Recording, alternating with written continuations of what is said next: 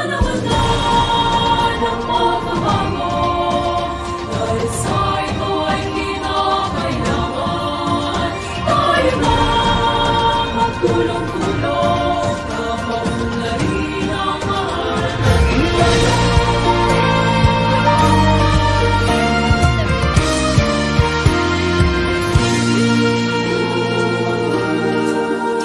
Panahon na ng pagbabago, dahil sa ito ay kinakailangan.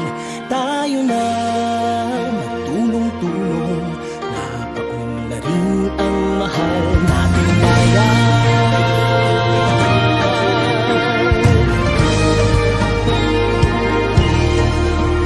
Panahon na magbabago, at ayos ang mga dapat ayusin. Dapat lang maging tungkulin ng bawat mamamayan dito sa atin.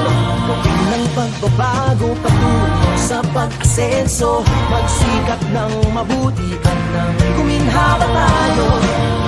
Malaki natin sa mundo at ipamalas ang bagong Pilipino at bagong Pilipinas.